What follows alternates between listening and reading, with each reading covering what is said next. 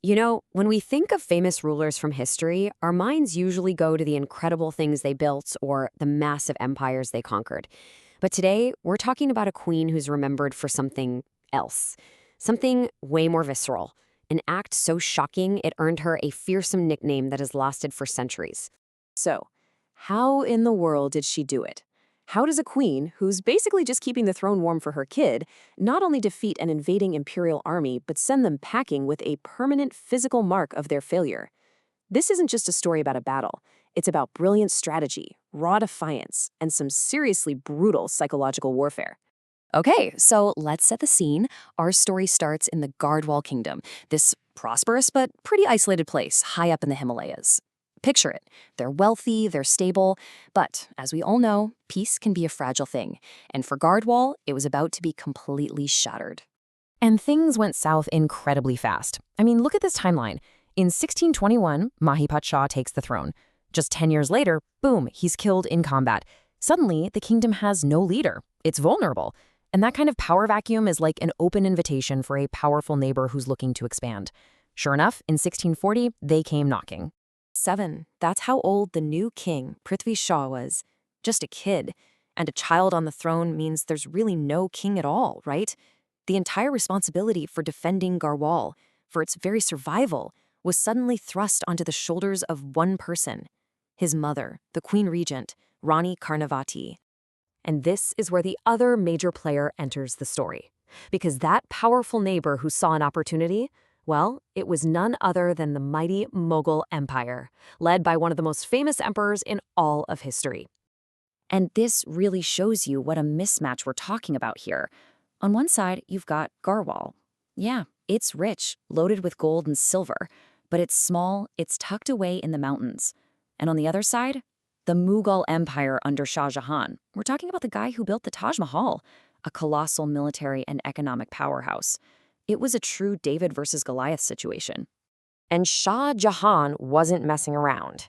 He sent a pretty big force, 3,000 soldiers, under his general, Najabat Khan. The mission was straightforward. March into Gardwal, take their riches, and make the kingdom part of the empire. On paper, this should have been a cakewalk. But see, Rani Karnavati was not your average ruler. She knew there was no way she could win a head-on fight against the Mughal army in an open field. So she came up with a plan that was as ruthless as it was brilliant, and it involved turning her kingdom's greatest weakness into its greatest weapon. Instead of trying to defend her borders, she looked at the geography of the Himalayas and decided to use the mountains themselves as a weapon. She went full-on guerrilla warfare, figuring out that in terrain like this, a huge army isn't an asset, it's a massive liability. Her plan was just a masterclass in strategy. First step, she didn't meet them at the border. She actually let them come in, luring them deeper and deeper into these twisting, narrow mountain passes. Second, she just waited. She let the altitude and the tough terrain completely exhaust the soldiers.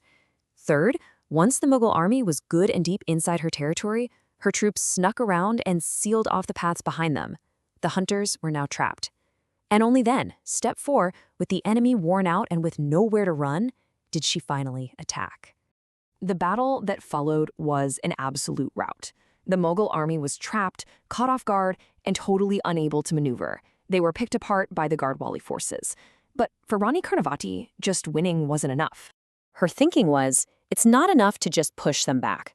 We have to send a message so loud and clear that the Mughals will never even think about coming back here again.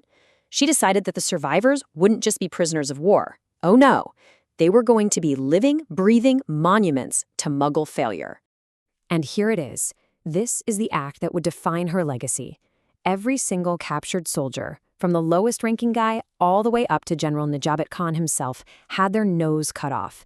Then they were let go and sent back home, permanently disfigured, a walking reminder of their humiliating defeat. An act of such calculated cruelty, as you can imagine, had immediate and lasting consequences. It changed everything about how the world and how history would see Rani Karnavati. She'd won the war, sure, but she'd also earned herself a new name. From that day on, she was known as Nakdi Rani, which literally means the nose-cutting queen. What might have been meant as an insult became her identity, a symbol of her fierce defense of her home and her absolute refusal to be intimidated by a much bigger power. And here's the crazy thing. It worked. The message was received loud and clear. The Mughals never tried to invade Garhwal again, not as long as she was in charge. She saved her kingdom, she secured the throne for her son, and her story became legendary, a powerful tale of how clever thinking and pure guts can beat brute force. So that leaves us with a really fascinating question to think about.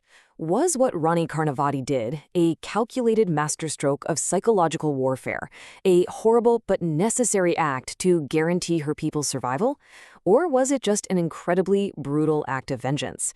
Her legacy is complicated, for sure, but one thing is certain. The nose-cutting queen made sure no one would ever underestimate her or her kingdom ever again.